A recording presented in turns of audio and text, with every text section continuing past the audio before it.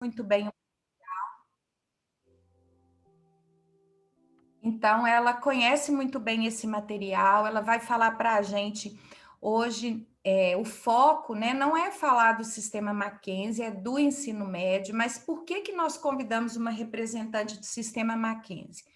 Porque esse alinhamento de cosmovisão é muito interessante para nós nesse momento que nós estamos vivendo de tanto conflito ideológico, de tanta imposição ideológica, especialmente por meio da educação. Então, é importante nós nos aliarmos àqueles que pensam como nós, que creem como nós e que estão nessa mesma missão que nós estamos. Essa foi a razão, né, Tânia, do convite a Noemi, para que nós pudéssemos conhecer aí um pouquinho do que eles têm para oferecer. Então, eu vou passar a palavra para a Noemi. Inicialmente, ela vai fazer uma apresentação breve, falando aí dos desafios e oportunidades, mas a gente vai gastar metade do nosso tempo hoje para ouvir vocês nas dúvidas de vocês, tá? A gente não quer ficar só falando, a gente queria, assim, que vocês falassem, né, Angélica, falasse, eu estou nesse ponto e tenho essa dúvida, eu gostaria de esclarecer isso. Eu acho que isso vai ser muito produtivo para nós, ok? Então, enquanto a Noemi está falando, vocês, por favor, coloquem as suas perguntas no chat. Depois também pode abrir o microfone, mas aquilo que vai no chat já adianta bastante a conversa, tá bom? Então, Noemi, fique bem à vontade, tá? Para falar conosco agora. Ok, muito obrigada, Juni, muito obrigada, Márcio, muito obrigada, professora Tânia, pelo convite. Eu sei que eu estou aqui representando um pouco também do sistema Mackenzie de ensino, mas eu fiquei muito feliz de ser apresentada primeiro como representante do Corpo de Cristo.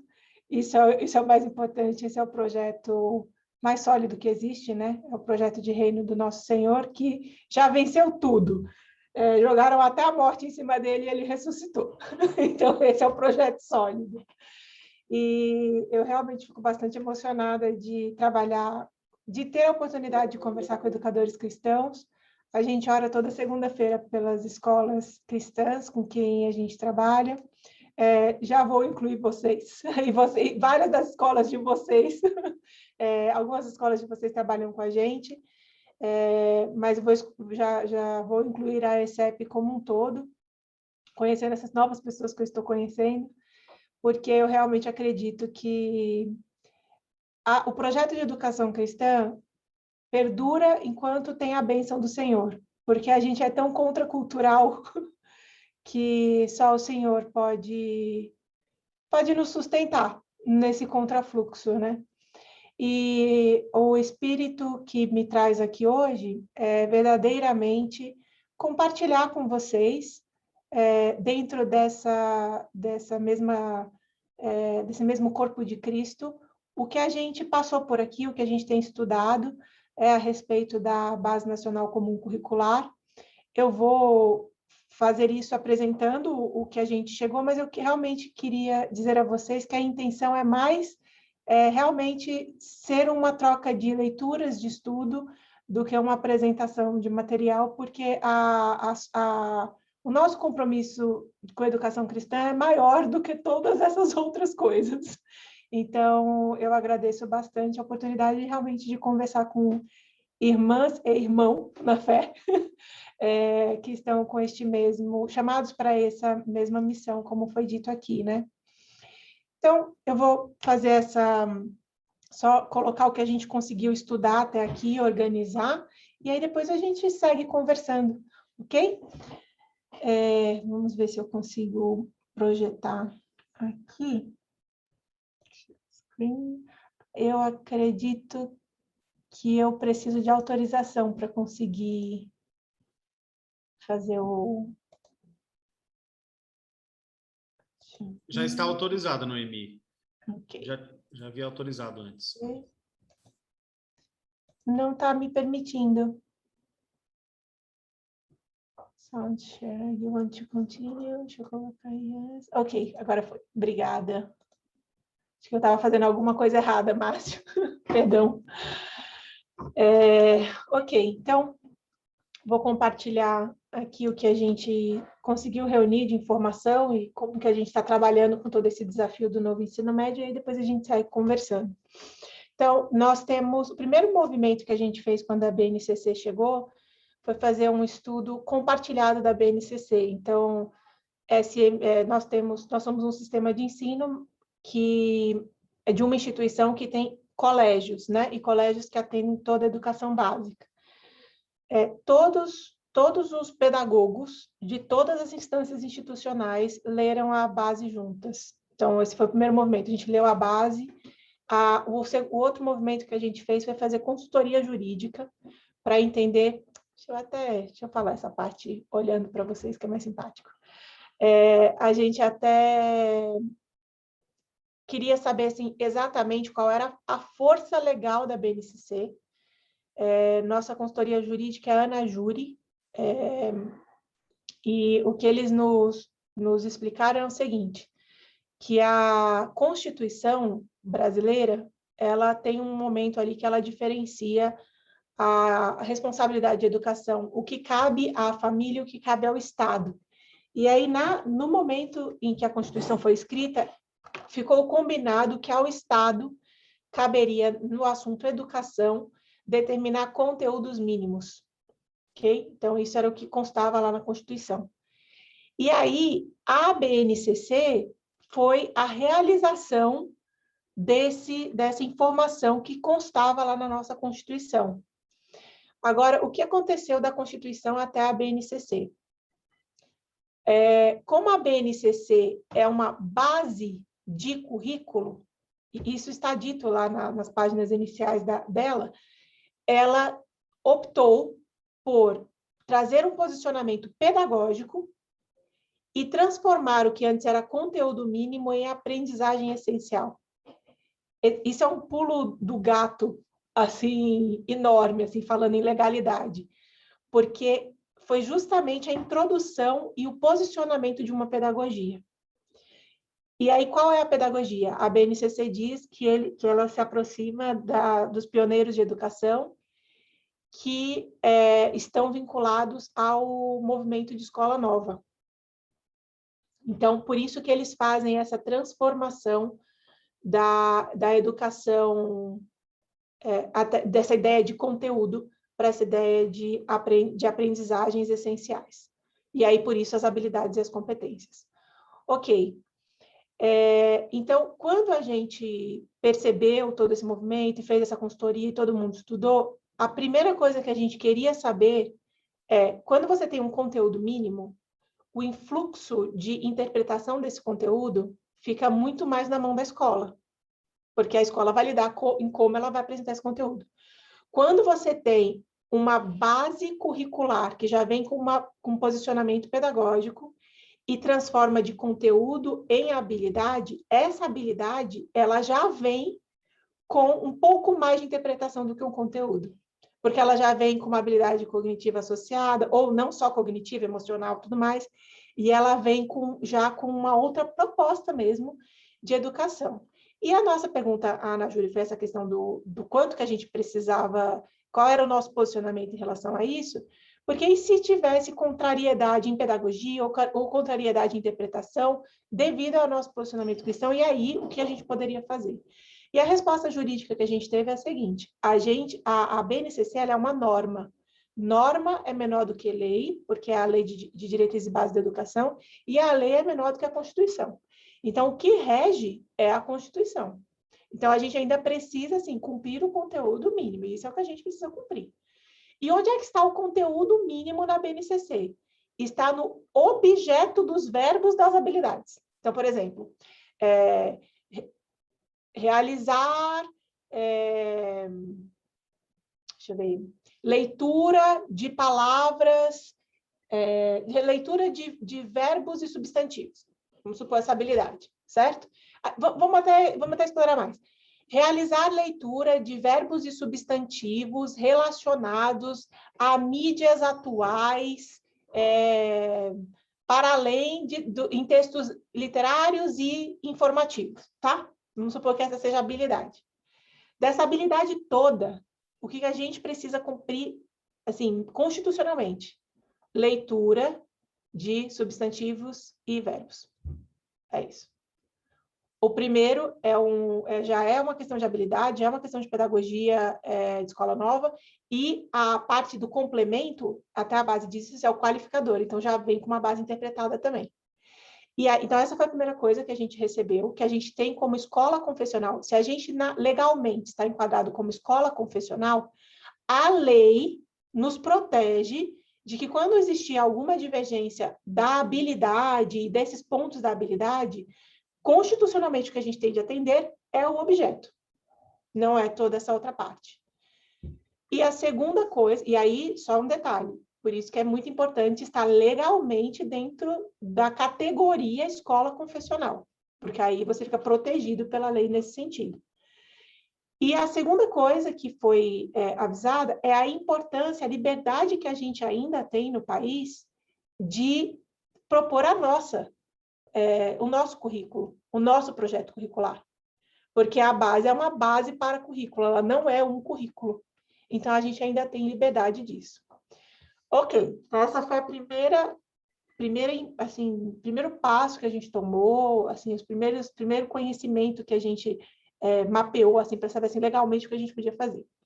Uma vez feito isso, a gente tinha o desafio de reescrever o projeto pedagógico curricular, o PPC, ou projeto político pedagógico. O Libânio diz que são dois nomes da mesma coisa. E a gente fez um levantamento para entender, assim, também, aonde que numa estrutura de PPP ou de PPC, a gente tinha de fazer constar a BNCC e esses conteúdos mínimos que estão na listagem lá de habilidades da BNCC. Desse estudo, qual foi a conclusão que a gente tirou?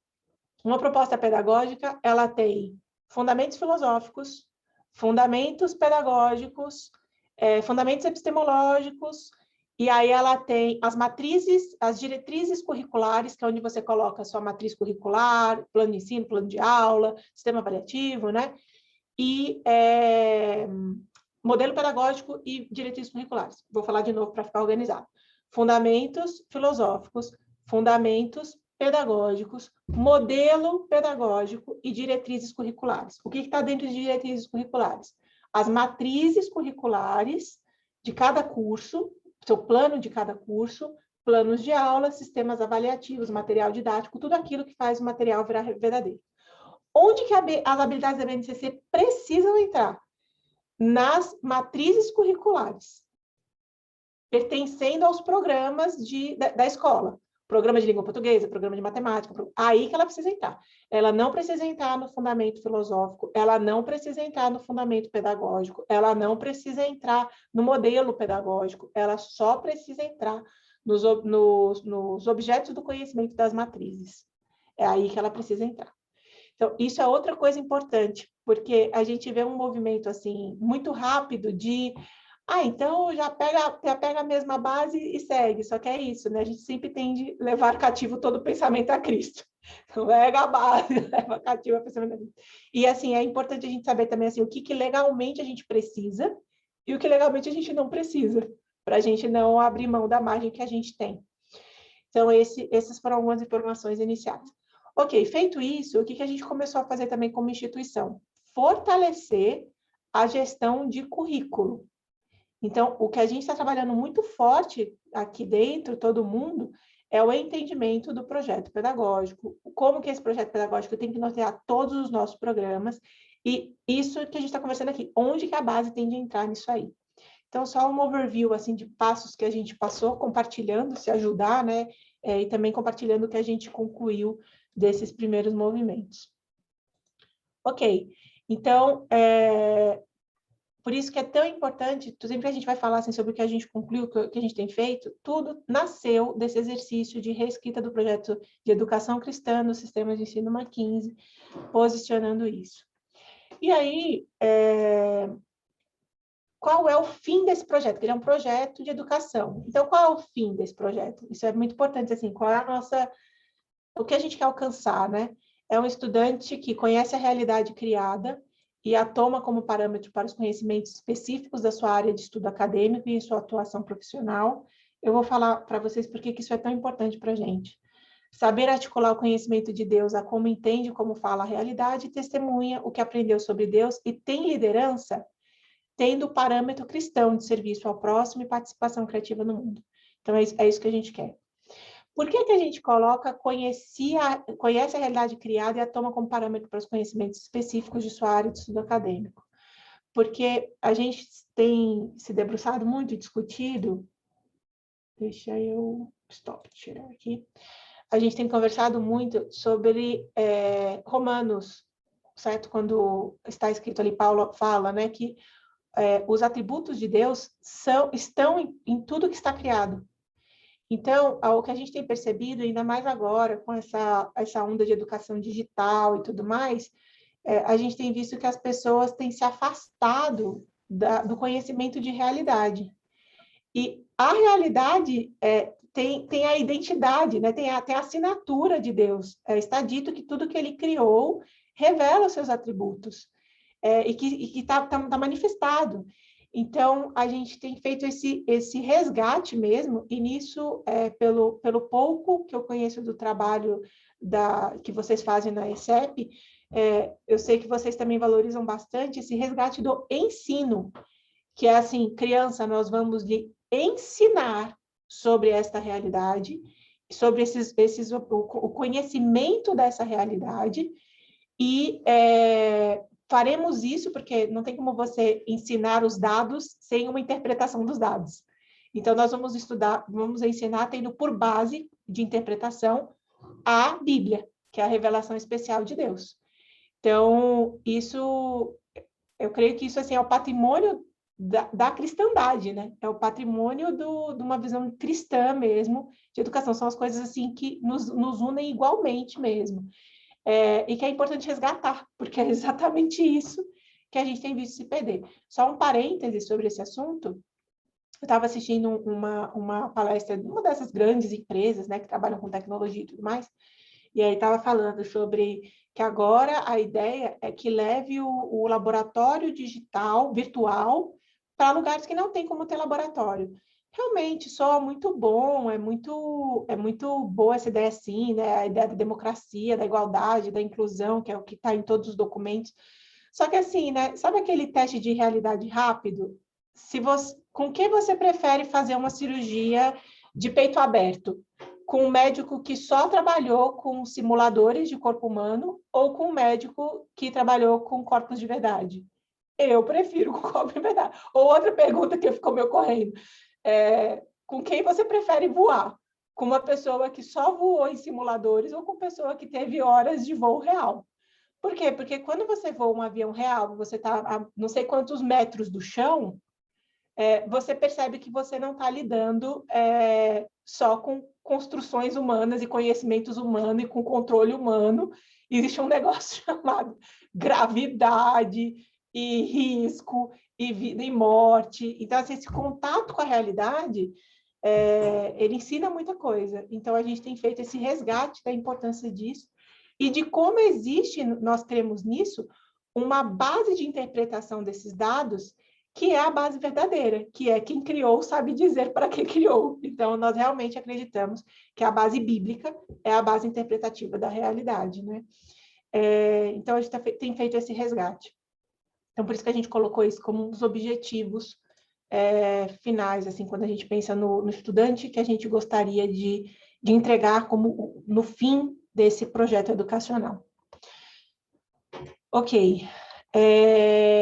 Então, se eu tivesse de resumir, assim, como é que a gente tem trabalhado hoje, o nosso foco é ensinar conhecimento básico da realidade criada por Deus, como? De maneira significativa, tendo por base uma visão de mundo cristã para a comunhão entre nós e Deus, entre nós e o nosso próximo, adoração, em forma de gratidão e glorificação a Deus por tudo que Ele é e por tudo que criou, e serviço, de cuidado e desenvolvimento de tudo que está criado. São os mandatos, né? Cultural, espiritual e social.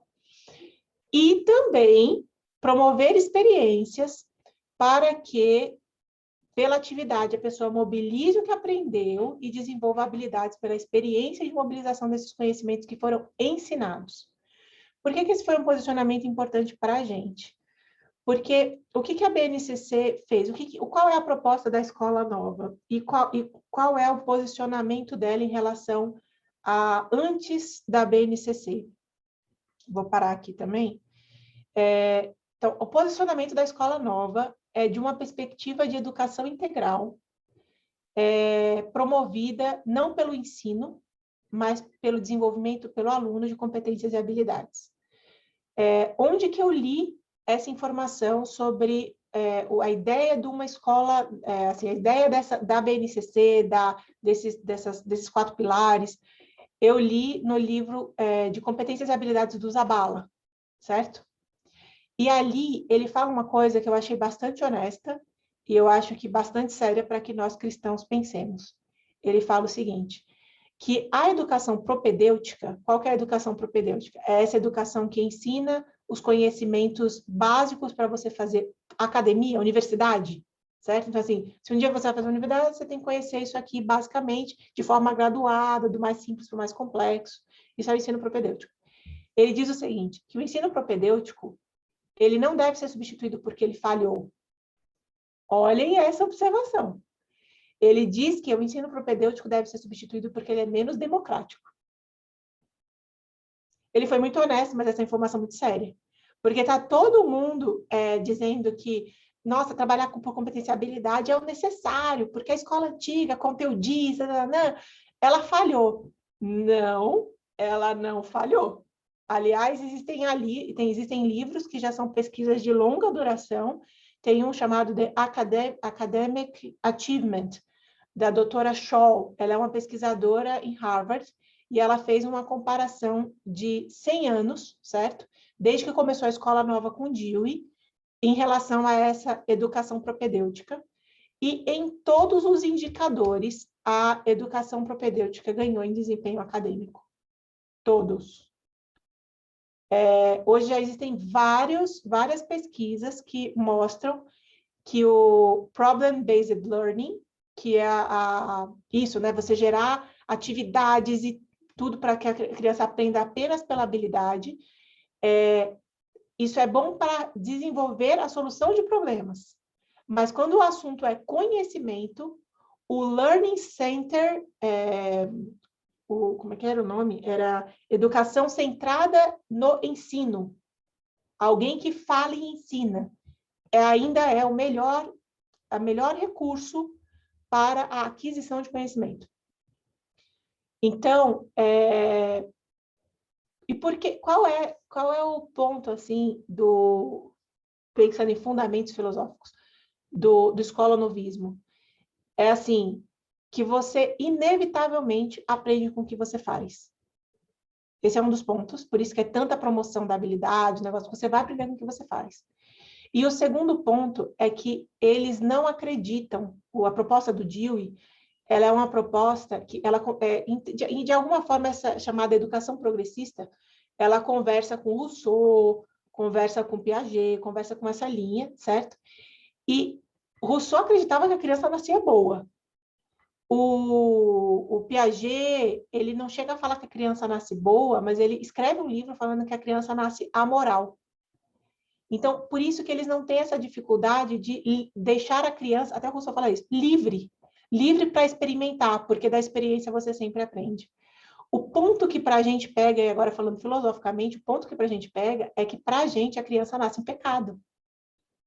E é verdade, você aprende o que você faz, mas o principal atributo da humanidade não é só aprender com o que você faz, mas é aprender com o que te é ensinado.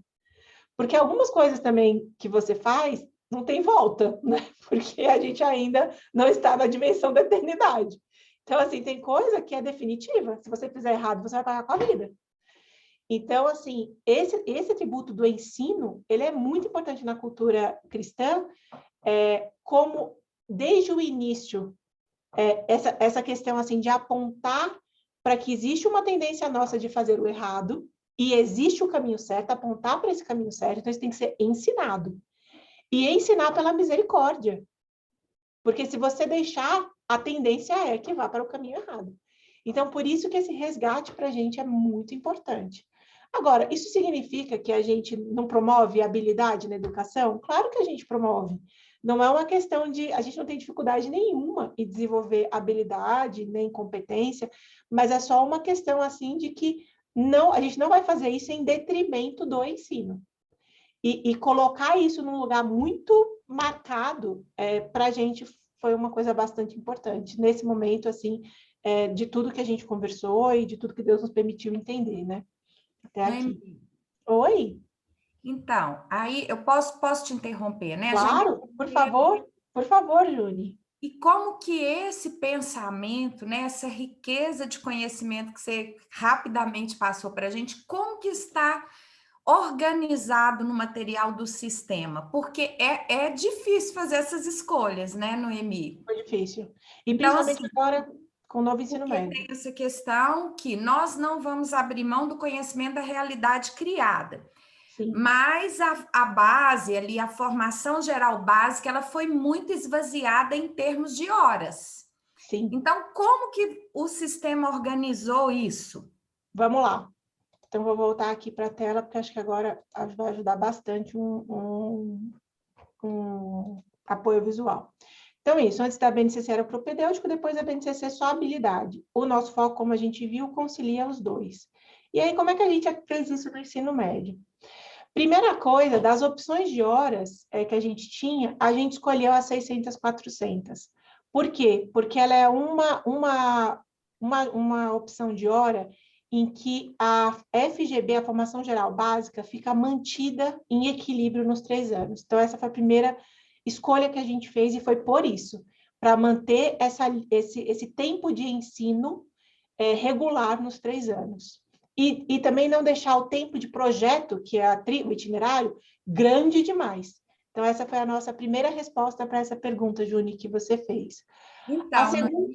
posso só comentar uma coisa? Claro, Essa claro. semana teve a live, né, com a Maria Helena Guimarães, que é presidente do Conselho Nacional de Educação, e aí eles apresentaram 10 modelos de matrizes curriculares, e a maior parte delas segue esse padrão, 600, Que bom, 600, 600, com pequenas variações. que bom. Mas tem matriz de alguns estados que põem, por exemplo, 1.000 anos na primeira série do ensino médio, e depois 400 e 400, ou então 1.800, e lá no terceiro ano só 200 horas. Isso. E sobrecarrega de itinerário, e aí eu fico pensando assim, gente, no momento que assim, aluno de primeira série do ensino médio, ele não caiu a ficha do que é o ensino médio. Aí você põe 1.000 horas. E lá no terceiro ano, quando eles acordam para a vida, você só tem 200 horas. Ou seja, se ele não fez um bom primeiro ano, ele não tem como resgatar, não é? Exatamente. Isso mesmo. É que, pelo pensamento da base exclusivo, tudo agora virou projeto. Que a escola nova, tudo é projeto. Então, são projetos mais de formação básica e projetos de processos criativos, né, dos eixos estruturantes. Então, assim, para eles, essa dificuldade não é tão sensível. Eu tenho também uma hipótese, mas é uma hipótese bastante pessoal, de que muita gente está preferindo 1.000 horas porque a questão do itinerário formativo muda muito o funcionamento da escola, porque aí o aluno pode escolher e tudo mais. Eu acho que muita gente está pensando assim, vou pegar o 1.000 horas, porque aí eu ganho mais um ano para depois fazer a adequação. O problema, Júnior, é esse ponto que você levantou. Depois você tem a consequência dessa escolha, porque aí você vai ficar com um monte de itinerário que ele vai ficar escolhendo. Então, é isso tudo que tem que ser realmente muito pensado. Mas a nossa razão foi, primeiramente, essa, deixar um equilíbrio entre FGB e itinerário formativo. Outra coisa, já aproveitando essa sua fala, Júlia, que ela é muito, muito boa, para nós assim, organizamos mesmo que na FGB a gente vai trabalhar ensino. Então, como a gente trabalha com aprendizagem significativa, e é o nosso conceito de aprendizagem significativa, não é o conceito Harvard de aprendizagem significativa, não. A gente trabalha com... tem momento de interação com o aluno, mas Isso aí é aula que o professor ensina e ensina conteúdo. Então, para a gente, a FGB é isso aí. A FGB é ensino. E aí, as trilhas de aprofundamento, os itinerários formativos, aí sim são projetos. Agora, olha outra coisa que a gente fez para responder essa pergunta. Como é que a gente segura isso dentro da BNCC? O itinerário formativo pela BNCC, ele pode ser de 3 tipos. Trilha de aprofundamento acadêmico. Deixa eu ver vocês de novo. Trilha de aprofundamento acadêmico, profissionalizante ou técnico. Qual a diferença entre profissionalizante e um técnico? O profissionalizante, ele não te dá a possibilidade de sair e trabalhar naquilo. Então, por exemplo, eu fiz conservatório, então eu fiz um curso profissionalizante em música. Eu não sou musicista, porque eu fiz o conservatório, mas eu sou profissionalizante. Agora, o técnico agrícola, ele sai do ensino médio e pode trabalhar como técnico agrícola. Técnico de enfermagem, ele sai e pode trabalhar no hospital como técnico de enfermagem. E pode ser misto. Qual foi a nossa decisão como instituição? Nós optamos por trabalhar trilha de aprofundamento acadêmico. E aí, o que nós fizemos? A BNCC trouxe uma questão de que o aluno agora não tem mais um currículo apenas fixo, como era antigamente. Agora ele vai ter a escolha de currículo dentro da categoria itinerário formativo. Mas ele também explicou o seguinte, que na formação geral básica, a BNCC fala que a escola tem que trabalhar com 1.000 horas cravadas, nem a mais, nem a menos. Mas no itinerário formativo, ela tem de trabalhar com até 1.200 horas. Ela pode ampliar, trabalhar mais de 1.200 horas. Quando ela amplia, vira eletiva. O nome que se dá nos documentos para todo o itinerário formativo, para além das 1.200 horas, é eletivo. O que foi que a gente fez? E aí, dentro dessa dimensão de itinerário formativo, alguma coisa o aluno tem de escolher, porque tem que agora ter flexibilidade. O que foi que a gente fez? A gente optou pela trilha de aprofundamento acadêmico. E para a gente, as trilhas de aprofundamento acadêmico, como são trilhas de aprofundamento de conhecimento, nós deixamos ela menos flexível. Foi assim que a gente escreveu. Mas na prática é assim, esse aí o aluno tem de cursar. E a parte que ele tem de opção é a eletiva. Então, é na eletiva que ele pode optar por, no mínimo, um curso. Né? No mínimo, a gente tem que oferecer 2 para ele escolher um. Aí, o que a gente fez? Para também segurar essa proposta de arranjo curricular.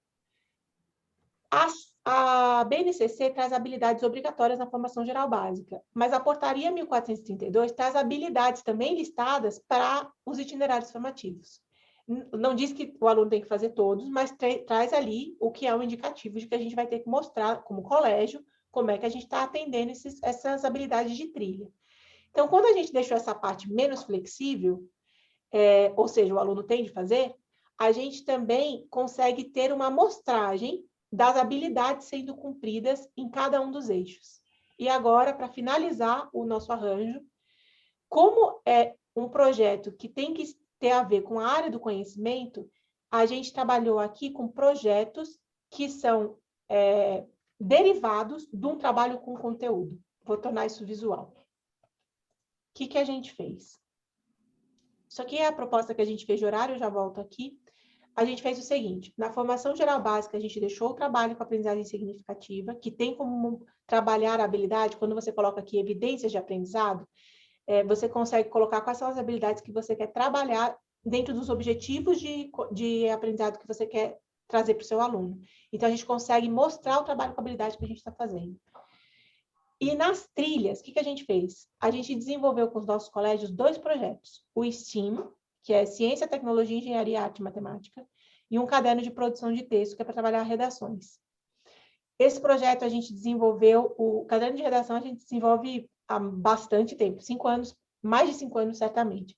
E o STEAM a gente fez a 2. Fez com sucesso, foi super tranquilo. O STEAM é trabalhado com codocência e o caderno de redação é trabalhado por um professor de redação. Em cima desses projetos, que a gente montou assim, a base de projeto bem certinho, etapa de projeto, o que se cobra em cada projeto, a gente pega agora as unidades dos nossos livros, certo? E em cima dessas unidades que trazem conhecimento, ensino, Aí a gente passa os desafios para ele realizar os projetos, seguindo a máscara que a gente desenvolveu do STEAM e do produção de texto. Entenderam o que a gente fez? A gente pegou base de projeto, mas a gente articula o projeto ao conteúdo. Então, o professor primeiro ensina o conteúdo e aí o aluno tem que fazer alguma coisa. É como se fosse, trazendo assim para a educação, para a linguagem normal, é como se fossem os projetos que a gente fazia antigamente, de pesquisa, de tudo. Só que a gente marcou bem, assim, agora a gente vai fazer isso muito sério mesmo, marcando assim todas as etapas da pesquisa, colocando cada habilidade que está ali e fazendo isso sempre associado ao ensino do conteúdo. Então, foi isso que a gente fez. E aí, na eletiva, o que a gente fez? A gente publicou essas máscaras básicas. Então, o STEAM e o produção textual. Além disso, a gente acrescentou uma eletiva de Enem vestibular e de espanhol, que antes era FGB, e a gente colocou agora como uma eletiva. Então, foi isso que nós fizemos. A avaliação, a gente tem todo optamos e estamos assim fazendo um trabalho bem grande para mostrar para os nossos professores como que eles podem fazer esse gerenciamento dessas habilidades que são colocadas no projeto e nos planos de aula da FGB. O nosso projeto de vida, ele é totalmente voltado para dar apoio para o aluno realizar esse projeto, porque no mínimo ele vai fazer 4 projetos das trilhas, mais um da eletiva.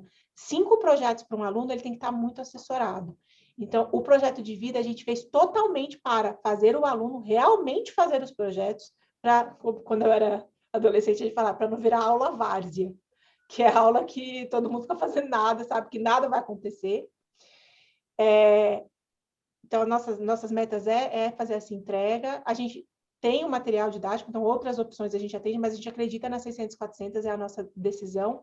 E o que eu queria comentar com vocês também, já acabou, era isso que eu queria dividir com vocês, para a gente conversar agora sobre perguntas, é que a gente também não abriu mão de trabalhar com prova somativa, além da avaliação das habilidades, inclusive nos projetos. Porque o que vai acontecer? Em tese, como é só habilidade, a gente começou a receber já relatórios de colégios que estão com problema, porque os alunos estão escolhendo as trilhas pelo que dá menos trabalho, o professor pede menos coisas, as razões mais erradas. E porque é mais fácil de passar.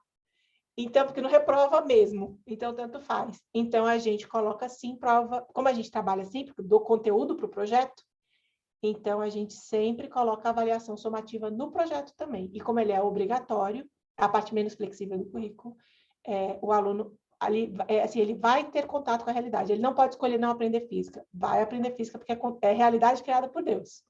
Aí a expansão, que é eletiva, ele pode escolher, mas essa base não. Então, foi mais ou menos assim que a gente estruturou. Passei um pouco do tempo, perdão, mas essa foi a base. Então, mas aí você já respondeu a pergunta da Jaqueline, e eu queria saber, Jaqueline, se a resposta te atendeu ou se você ainda tem dúvida, porque você perguntou, né, como que está a apresentação do ensino médio no material. Te atendeu? Se não, pode complementar, por favor, Jaqueline. Sim, a gente entendeu aqui direitinho. Agora, acontece o seguinte, eu fiquei com dúvida nas eletivas, porque hoje, né, a gente já está tendo a experiência com um material. E aí, a gente tem aí o FGB funcionando muito bem, nós temos o itinerário no primeiro ano do ensino médio, mas a gente tratava como eletiva, por exemplo, inglês e espanhol. Para a gente, causa, por ter o itinerário, essas eletivas, elas causam assim, um transtorno na logística incrível. Sim. E, inclusive, na hora da distribuição do material, na hora da encomenda do material, porque você tem que pensar muitas coisas, detalhar muitas coisas. E, assim, a nível de uma esfera, de uma escola, né, pequena, às vezes a gente não tem tanto suporte para isso, e na hora de fazer essas coisas confunde muito. Então, assim, algo que a gente tinha pensado para o ano que vem era, por exemplo, inglês e espanhol não ser optativa, né? Que a gente não fala eletivas, são optativas, e sim obrigatórias, que a gente trabalhava, né, da seguinte forma: quando você vai prestar o seu vestibular, você opta por uma disciplina estrangeira, um conteúdo estrangeiro, né, para responder. E aí você faz a opção entre inglês e espanhol, então você se especializa ali naquela área, né? Só que a gente viu que gera confusão, né? Gera confusão, a questão do material, as aulas vagas, a logística, aí veio toda essa questão do híbrido, né? E a gente viu como que é difícil, a gente não sabe por quanto tempo isso vai se manter, essa realidade, né? Parece que veio para ficar, né? Lógico que o ser humano, né? Como Deus é perfeito, ele nos traz essa questão da adaptação, né? E nós, de alguma forma, já estamos adaptados, mas me parece que é algo que veio para ficar ou que não vai embora tão perto do que a gente imagina. E aí, como tratar essas eletivas de forma que elas não tragam um transtorno de logística complicado, porque adolescente, eles estão saindo da adolescência, mas ainda são adolescentes. Então, você diz assim, olha, você não vai ser cobrado pela disciplina de espanhol, porque não foi essa que você optou, mas você assiste a aula, a escola está te oferecendo um conhecimento a mais, e é muito legal, mas na prática ele não quer fazer, porque ele não é pontuado, não é avaliado por aquela disciplina. Então, quando você coloca ali eletiva, como seria essa avaliação da eletiva? Ok. Entendeu? Entendi. Jaqueline, a gente faz a avaliação somativa mesmo da eletiva. Agora, o que foi que a gente fez na eletiva? A gente colocou o projeto STEAM e o projeto de produção textual, porque esses projetos não têm, eles realmente são muito seriados. Então, assim, é uma etapa assim, de desafio geral, aí a escola escolhe um desafio geral, por exemplo, aqui foi medicamentos naturais, um ano. Então, ela coloca o tema e aí tem as etapas do projeto. Lançar um desafio, encontrar um problema, encontrar a solução, fazer o levantamento de solução. E essas etapas, vejam, ela não é seriada. Então, foi assim que a gente fez para evitar na eletiva essa questão de pré-requisito. Então, na eletiva, a gente trabalha projetos que, aí sim, eles são mais, assim, baseados no problema mesmo, e não no conhecimento. Na eletiva, então, assim, a eletiva é o que a gente mais atende a BNCC, porque não trabalha realmente com conteúdo. A exceção foi espanhol, porque agora eu não estou lembrando qual foi o documento, mas um dos documentos que a gente leu, a gente viu que em linguagem, pegando no Fundamental 2, eles colocaram o inglês como um dos componentes curriculares de área de linguagens, né? Então, a gente manteve inglês na FGB, e aí espanhol a gente colocou como eletiva. A gente colocou espanhol como eletiva porque a gente tem um curso muito bom de espanhol, inclusive alinhado à proficiência. Então, esse aí a gente optou por deixar, e porque estava dentro do escopo que a gente colocou para eletiva, que é a preparação para vestibular. E aí foi isso mesmo, assim, né? Ele pode optar por essa segunda língua. Então, a gente só ficou com essa dificuldade no caso do espanhol. Mas essa foi a nossa... E uma outra dúvida, peraí, deixa eu ver se meu áudio está aberto. Como vocês, uma sugestão, né, para trabalhar com o material de vocês, Sim. qual sugestão vocês dariam da forma de como colocar esse horário? Porque hoje a gente consegue colocar assim, tem dias que eles saem 1h10, tem dias que eles saem 14 horas, porque lá na minha escola, nós colocamos assim, deixa eu ver se eu consigo me fazer explicar. Tem o itinerário. Então, o itinerário de humanas. Então, eu tenho português e tenho inglês. Então, nesse horário, eu tenho salas a mais. porque eles vão se dividir. E aí a gente consegue manter esse horário. Queria saber se a gente, com o material de vocês, consegue fazer esse mesmo padrão, se o material do itinerário ele vem separado, né? A encomenda, como ela é feita, e se a orientação de vocês talvez seria outra. Então, o aluno, de repente, almoça, e aí ele, 2 vezes na semana, é como se fizesse um turno extra com esse itinerário, porque tudo demanda... A gente se adaptou numa estrutura, e quando a gente troca toda essa estrutura, traz também um transtorno de logística, né? Sim, sim. Ô, Noemi, só antes de responder assim, que aí depois já vou te lançar uma outra pergunta para você responder junto.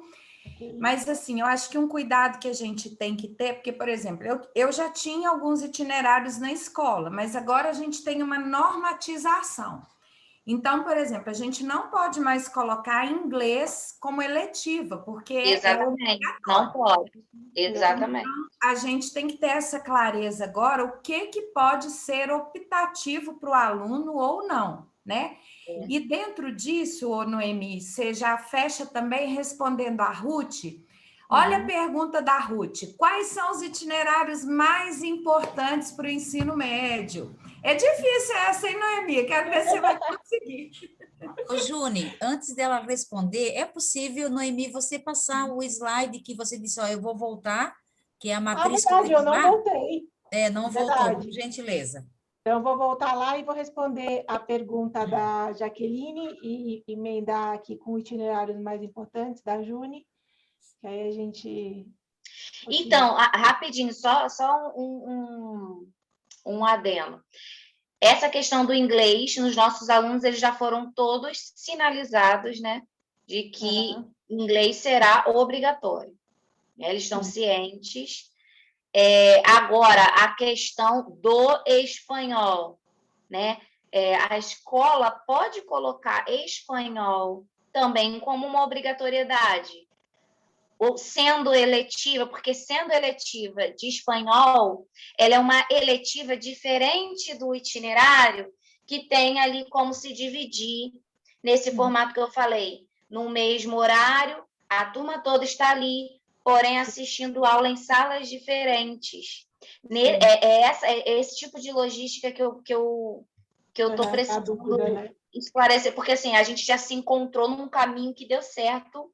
Sim. Nessa divisão aí, porque a gente não sufoca tanto o responsável, que muitos dependem do ir e vir, a gente não sufoca tanto o aluno, porque sente fome, fica cansado, né? E como foi falado aí no primeiro ano, eles levam um baque, eles ainda estão, mas não estão ali, eles estão perdidos, né? Meados do segundo ano que eles começam, opa, peraí, daqui a pouco eu sou um adulto e eu preciso seguir em frente. Então, assim, esse começo é bem complicado. Se a gente tivesse como manter a logística que a gente se encontrou agora, seria interessante. Melhor, né? Ok. Então, vamos lá. Deixa eu compartilhar aqui. Deixa eu ampliar. Então, o que nós fizemos? Começando por essa... Aqui. O que nós fizemos? Deixa eu dar um zoom aqui. Na FGB, a primeira coisa que a gente fez, a gente colocou tudo aquilo que nesse agora que eu não esqueci qual foi o nome do documento, mas é o documento em que ele posiciona assim, o que é facultativo, o que não é, em termos de componente curricular. Então, nós entendemos que espanhol é facultativo, não é obrigatório, e filosofia, sociologia e arte é obrigatório, só que a escola pode escolher em que ano. Esse foi o nosso entendimento. Mas, então, faz parte da FGB. Então, o que nós fizemos? Nós optamos por colocar, no mínimo, 1 hora a aula. Nosso material ele tem 4 unidades, então, seria pelo menos 10 aulas para cada unidade. Então, deixamos todos os componentes da FGB, com no mínimo 1 hora por semana, 1 aula por semana, com curso mínimo de 40 aulas por ano. exceto português e matemática, que esses são obrigatórios todos os anos do ensino médio, e aí a gente também aumentou um pouco a carga horária. E aí, o que nós fizemos? Isso aqui fecha umas 600 horas, estão vendo? Acrescentamos a trilha de aprofundamento, que, respondendo à pergunta de qual itinerário é mais importante, que acho que foi a Ruth, né, que fez, o que nós fizemos? Nós colocamos aqui para a escola, como o nosso trilha de aprofundamento é obrigatória, ela é fechada, o aluno tem de cursar, a escola pode escolher qual componente curricular ela quer expandir o horário. Com isso aqui, com a formação geral básica e a trilha de aprofundamento em 600, 400, a escola fica mais ou menos com um período da manhã de 7 a um intervalo ali de 15 minutos, até às 11 horas, mais ou menos, certo?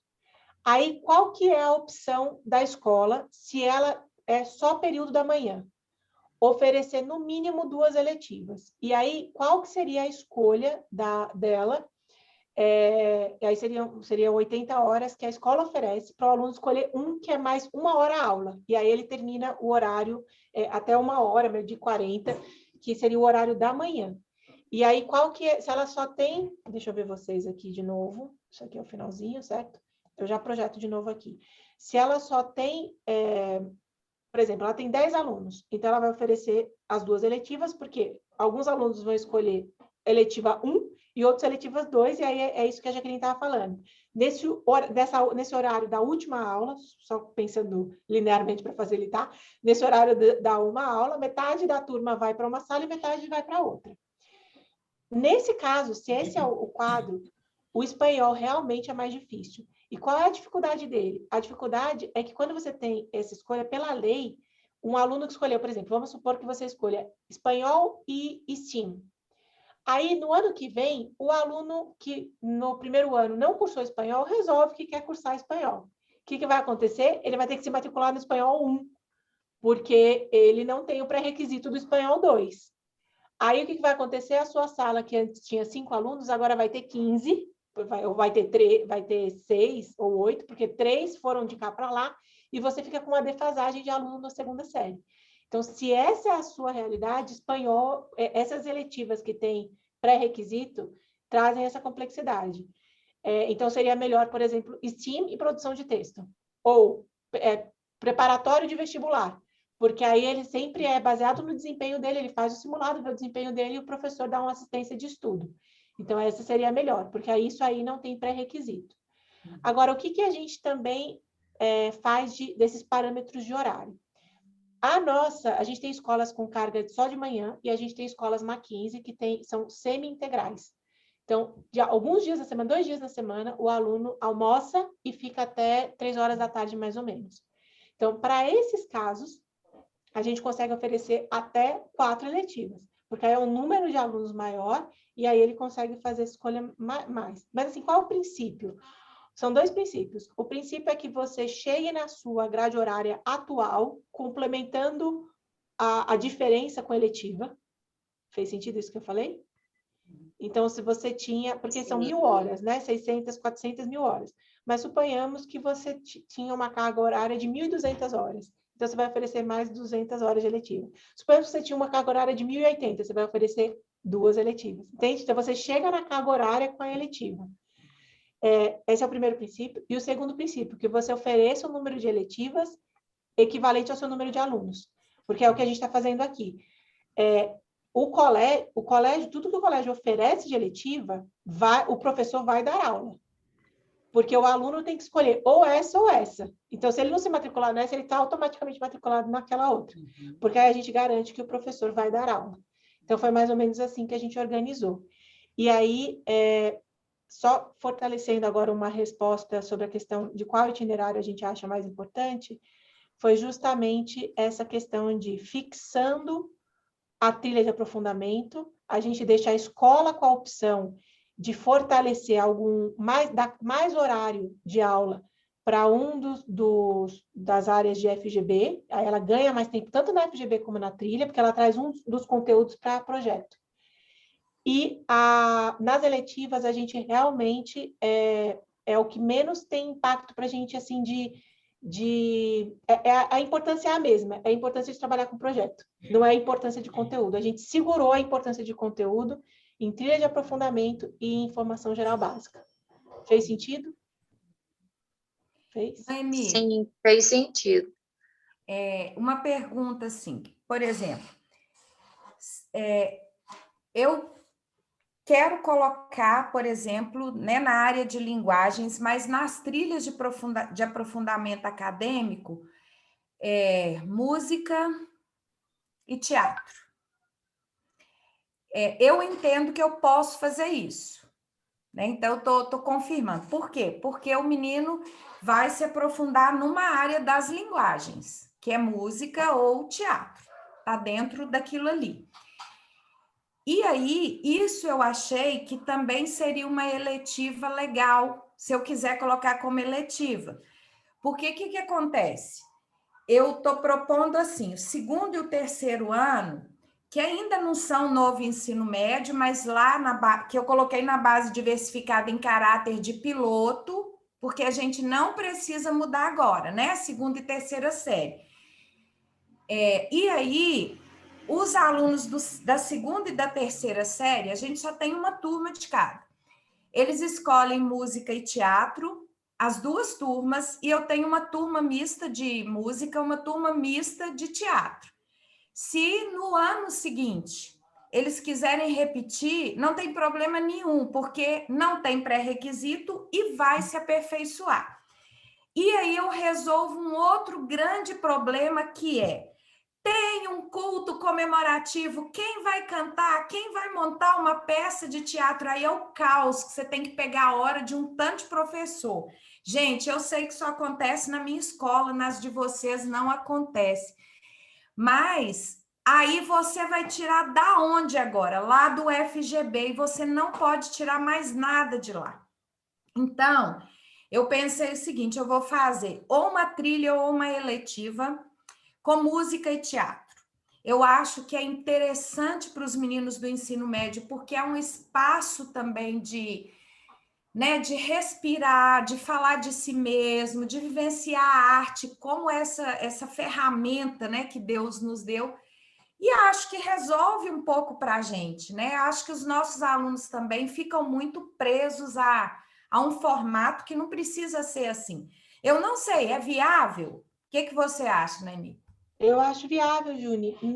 Dentro do nosso raciocínio, se ele for uma trilha, ele seria uma trilha com o nosso material de arte que trabalha com as 3 linguagens. E aí o professor usaria uma das unidades de arte e depois traria o projeto de transformar em teatro, de realização, né, de um teatro ou de uma peça musical, né, ou pode ser um coral, pode ser uma orquestra, pode ser orquestra e coral. Então, ele faria assim na trilha, no nosso raciocínio. E se fosse uma eletiva, aí seriam peças abertas, assim, e aí realmente não tem pré-requisito. Então, dentro do que a gente conseguiu também pensar até aqui, seria completamente possível as duas opções. Posso dar mais uma sugestão e confirmar se é viável? Claro. Então, para eu ter um pouco mais também de FGB, o que eu fiz? Eu tirei a educação física do primeiro ano como FGB. Eu tinha 2 aulas. Eu tirei.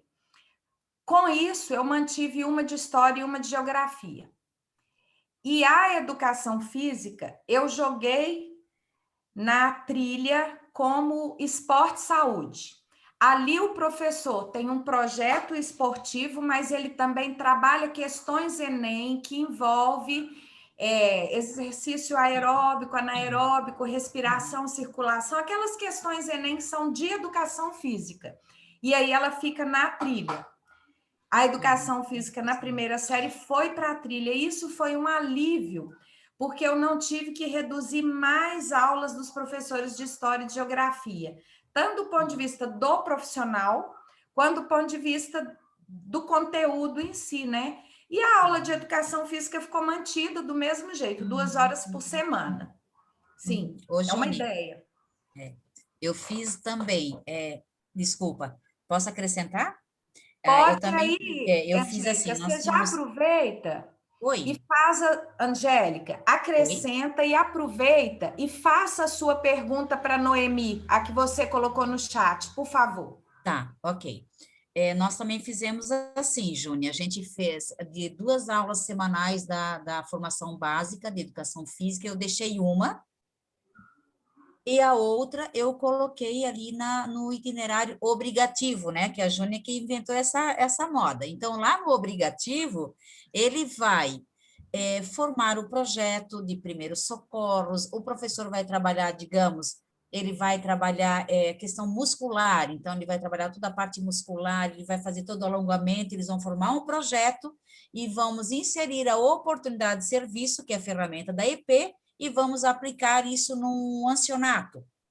Então, nós estamos fazendo assim. Dentro de matemática, eu tinha 4 aulas, eu deixei 3 na formação básica e uma foi para o itinerário obrigativo. Então, a matemática, tem que botar esse nome, gente, lá no Webster, obrigativo. E o Webster vai se mexer, mas tudo bem. Então, a gente foi colocando assim. Então, o obrigativo de manhã, o aluno vai passar por tudo aquilo ali. Então, à tarde, eu tenho o espanhol, eu já tenho na escola desde 2019 como optativo, e também, então, nós vamos oferecer daí as eletivas no período da tarde, e vamos oferecer assim, nós vamos apresentar os pais, isso na quinta da semana que vem, as 4 áreas do conhecimento. Porém, nós vamos enfatizar para o primeiro ano as 2 áreas. No outro ano, ele vai formar mais duas áreas, porque hoje a obrigatoriedade é sempre oferecer 2. Então, quando ele vai completar lá no terceirão, ele passou por todas, mas em algum momento do terceiro ano, ele tem que formar, né, as 400 horas de itinerário formativo. Então, nós estamos nos organizando assim. Então, eu não diminuí muito aqui, eu fiquei com 600 horas, 20 aulas semanais da formação básica e nova do itinerário obrigativo. Então, vai formar 600, 400, porque eu tenho ainda a eletiva à tarde que eu vou somar junto. Então, é assim que nós nos organizamos. A minha pergunta, Noemi, nós fizemos o plano de ensino. No plano de ensino, nós já colocamos as habilidades. Esse plano de ensino, ele vai para o PPP. Pode ser assim ou tem que ser tudo separado? Pode ser, né? Nós fizemos assim também. Dentro do nosso plano de ensino, a gente coloca as habilidades e aí vai junto com o nosso PPC. E depois junto com o regulamento. Então, fizemos assim também. Uhum. E eu achei excelente a ideia de vocês da educação física. Se vocês me permitirem, se me perguntarem se é uma ideia possível, eu vou dar crédito para vocês. Olha, o pessoal da ESEP está fazendo isso, então eu achei bem legal. Eu dou os créditos. Muito legal. Eu gostaria de colocar para você uma dúvida cruel que está assim, nos martirizando. Já compartilhei com o Júnior, já compartilhei com um monte de gente. Essas trilhas que você fala, né? Elas são trilhas que têm, ora, a área de matemática, ora é a área de ciências, da natureza, ciências humanas. E, assim, o aluno, ele nesses 3 anos, ele vai percorrer essas trilhas diferenciadas, não é assim?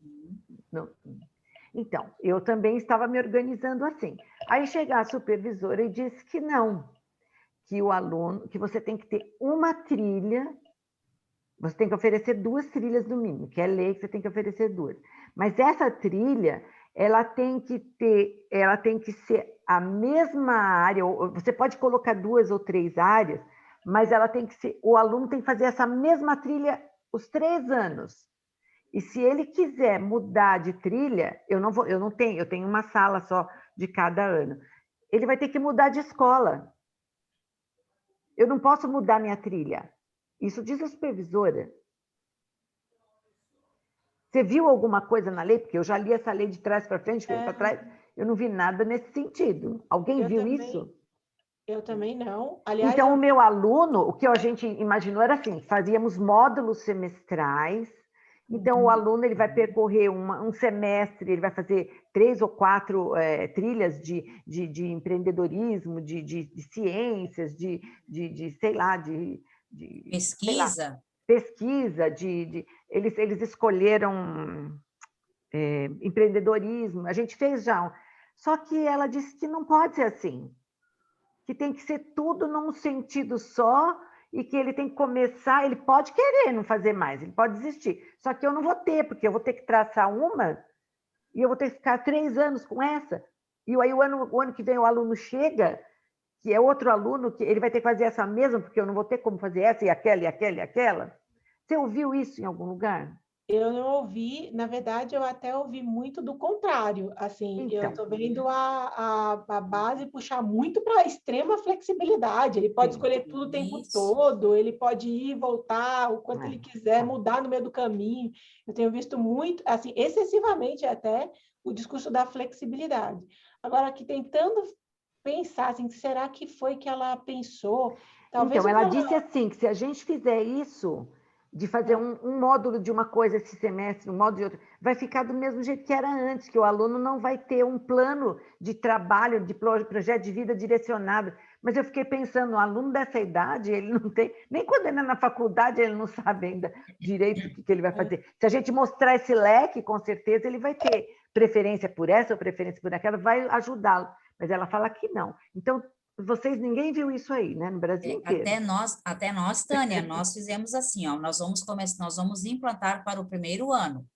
Sim, eu Porque também. ontem eu participei de uma live sobre a questão da matriz curricular e itinerário formativo. Então, olha só, já está tramitando, talvez vai ser sancionado isso ano que vem ou para o outro ano, que a carga horária do novo ensino médio vai ser de 1.400. Eles estão pensando em aumentar porque já estão vendo que a formação básica diminuiu muito e assim, ó, não existe ainda o Enem não está ainda formado para esse novo ensino médio, então os alunos vão ter uma perda considerável. Então, ontem nós perguntamos sobre isso, sobre essa questão que você está levantando. E ele falou que não é necessário. O que acontece? Dentro do formato novo do ensino médio, em algum momento, seja no primeiro, no segundo ou no terceiro, a escola precisa apresentar o itinerário, né, a eletiva de 400 horas. Então, ele vai trilhar aquele ano, aonde nós vamos oferecer essa votação por área do conhecimento só ali no segundo ano. Ano que vem é uma eletiva no primeiro semestre e a outra eletiva no segundo semestre. Nós estamos nos organizando assim, praticamente como vocês. Eu nunca ouvi que o aluno tem que trilhar os 3 anos. Eu tenho que ler tudo de novo, mas eu não Eu lembro já de receber li, essa informação, né? já li todas as leis que você imagina, 13.415, A3, a 186, eu já vi tudo. Não tem. Então tá, então eu só queria ter para ver se eu não ando aqui. Até, Noemi, deixa eu só acrescentar algo assim que é bem interessante para nós, né? Que a gente, quando fala de documentos, a gente se arrepia os cabelos, né?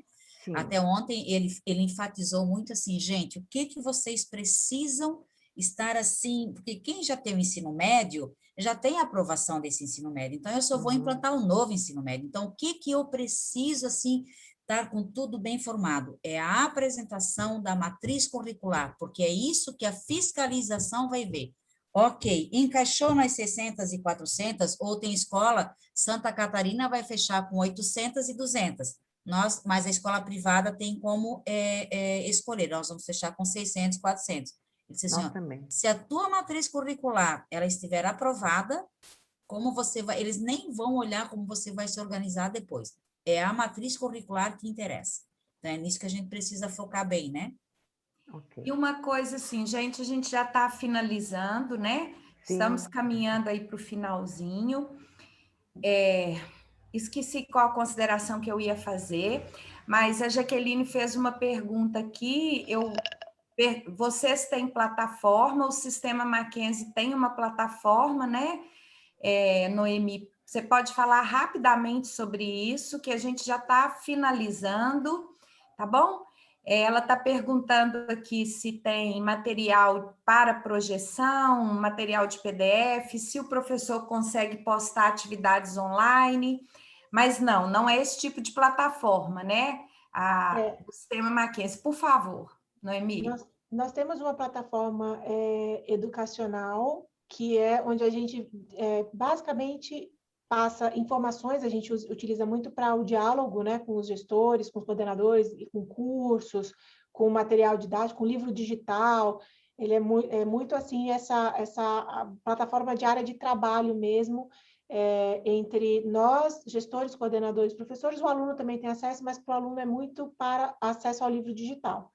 Agora, nós fizemos uma parceria com uma empresa que é Mosaico, o nome dela, que ela trabalha exatamente, o know-how dela é software de projeto. E por que a gente escolheu ela, apesar da nossa pedagogia não ser por projetos, por que a gente se aproximou dessa plataforma? Porque foi a única plataforma que a gente encontrou que ela traz a alocação das habilidades da FGB e do itinerário formativo dentro do descritivo do projeto e vai computando as avaliações no mesmo lugar por aluno. Porque, gente, o gerenciamento dessas habilidades é assim. Eu acho que o Estado vai demorar a chegar nisso, porque, assim, é muito difícil, é muito grande. São muitas habilidades para o colégio dar conta e não é mais nota.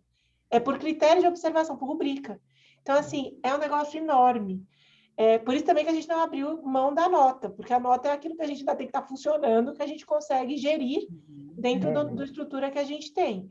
Mas a gente já fez essa parceria, e aí nessa parceria, aí a plataforma permite marcar, usar Zoom, já é integrado na plataforma, então o professor pode já utilizar o Zoom, permite trânsito de drive, aí permite tudo, fica tudo vinculado ao projeto.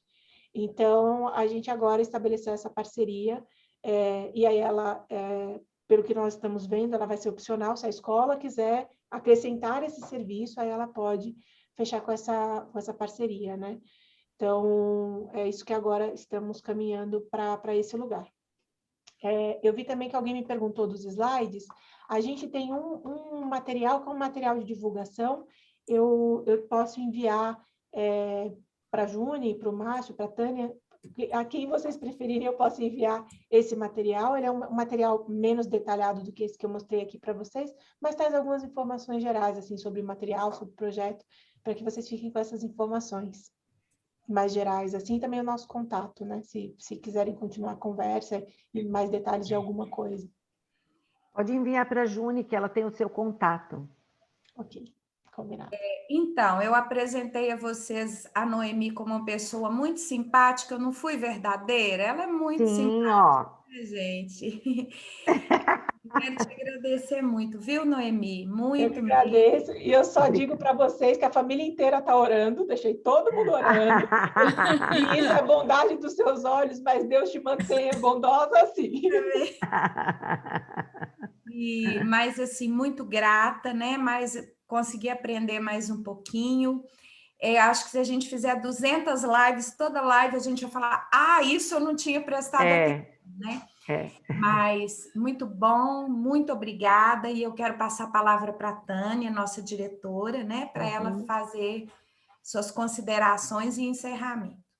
Eu quero agradecer, né, a Noemi, muito simpática, vou enfatizar isso, muito obrigada, aprendi bastante coisa também com você hoje, e eu queria convidar vocês para o próximo, né, no próximo mês, nós vamos falar sobre planejamento de 2022.